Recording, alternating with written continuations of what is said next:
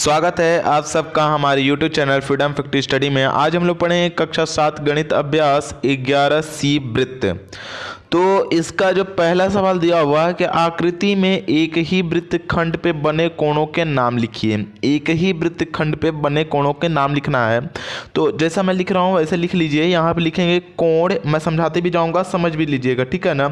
कोण यहाँ पे हो जाएगा हमारा ACB, मतलब यहाँ पे दिया हुआ A, ये C और ये B, ACB, और यहाँ पे लिखा हुआ है और यहाँ पे हो जाएगा कोण AEB। मिलाते जाइएगा, A ठीक ना, E और B ठीक ना, एक ही, ठीक ना, एक ही क्या लिखेंगे, एक ही वृत्तखंड पर है, वृत्त ठीक ना, खंड में बने कोण हैं, बने ठीक ना, बने दीर्घ, ये दीर्घ पे है ना, इस साइड बड़ा वाला दीर्घ है तो यहाँ पे लिख देंगे दीर्घ, दीर्घ कोण है, कोण है ठीक ना, तथा यहाँ पे लिखेंगे तथा कोण AD और B, कोण A ठीक ना, D और B, ठीक है, कोण ADB तथा, और यहाँ पे हो जाएगा कितना हमारा, और नीचे वाला ही देखेंगे कोण यहाँ पे हो जाएगा कितना हमारा AF और B, AFB, A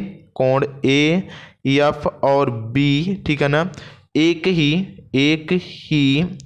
यहाँ पे हो जाएगा वृत्तखंड पर, वृत्त ठीक ना, खंड में बने कोण हैं, बने लघु कोण है। वो दीर्घ कोण था, ये कैसे कोण हो जाएगा, लघु कोण है, लघु कोण ठीक ना है। तो इस तरीके से इसको हम लोगों को बनाना था, ठीक है। अब देखिए दूसरा सवाल दिया हुआ है कि आकृति में बने कोण, आकृति में बने कोण PRQ बराबर 45 डिग्री, PRQ बराबर 45 डिग्री, तो कोण PSQ को बताना है। PSQ मतलब यहाँ वाला वैल्यू को हमें बताना है कि कितना होगा। तो आप यहाँ पे अब लिख सकते हैं हम लोग, चूंकि ये जानते हैं कि एक ही वृत्तखंड में बना है ये लघु वाले पर, दीर्घ वाले पर, तो यहाँ 45 है तो यहाँ भी 45 होगा, बस उसी बात को लिख देना है। चूंकि यहाँ पे हो जाएगा, चूंकि एक ही क्या पर लिखे हैं यहाँ पे, चूंकि एक ही ठीक ना, एक ही वृत्तखंड पर, वृत्त यहाँ पे हो जाएगा खंड में बने कोण ठीक ना बराबर होते हैं, बराबर ठीक ना होते हैं ठीक ना, अतः कोण PSQ बराबर कोण PRQ बराबर 45 डिग्री, मतलब 45 डिग्री, ठीक है। क्योंकि दोनों अगर सेम है तो ये भी 45 है तो ये भी क्या होगा 45, बस लिखने का तरीका ये होगा, ठीक है। अब चलते हैं हम लोग इसके तीसरे सवाल पे और देखते हैं कि तीसरा सवाल है कैसे। तीसरा सवाल हमारा दिया हुआ है कि आकृति में यदि ACB बराबर x है, मतलब ACB बराबर x है, तो कोण ADB मतलब कि ADB और E और B को बताना है। तो जाहिर सी बात है कि ये एक रेखाखंड, मतलब कि ये वाला हमारा लघु हो गया और ये वाला दीर्घ हो गया, तो जब ये x है तो ये भी x होगा और ये भी x होगा। सिंपल सा है, पर लिखेंगे कैसे वो देख लीजिए। बस लिखना है, चूंकि यहाँ पे हो जाएगा, चूंकि यहाँ पे हो जाएगा एक ही, ठीक ना, एक ही वृत्तखंड पर है, ठीक ना, वृत्तखंड में बने कोण है, बने कोण ठीक ना, बने कोण बराबर होते हैं, बराबर ठीक ना होते हैं, एक ही वृत्तखंड पर बने कोण क्या होते हैं, बराबर होते हैं।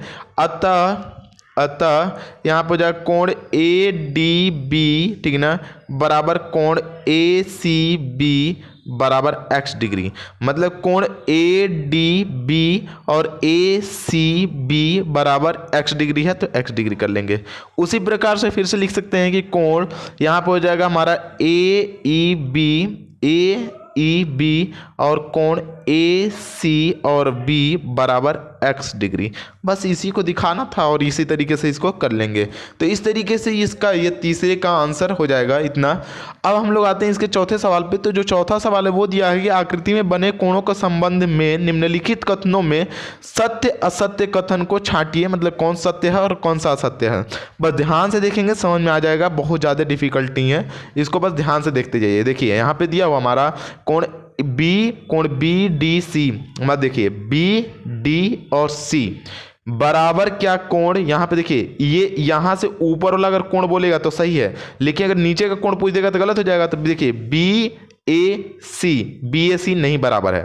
पता है क्यों? क्योंकि देखिए यहां से एक लाइन जाता है हमारा, यहाँ पे सॉरी एक ही बराबर है, क्योंकि ऊपर वाला पूछ रहा है तो बराबर हो जाएगा, क्योंकि ABDC ऊपर ही है, ये ऊपर ही है, और फिर ये भी पूछ रहा है हमारा कि BAC ये भी ऊपर ही है, ऊपर का पूछ रहा है, तो ये क्या हो जाएगा हमारा सत्य हो जाएगा। यहाँ पे देख लीजिए ये क्या हो जाएगा हमारा सत्य, इसको सत्य लिख देता है इस तरीके से। देखिए ये सत्य हो गया।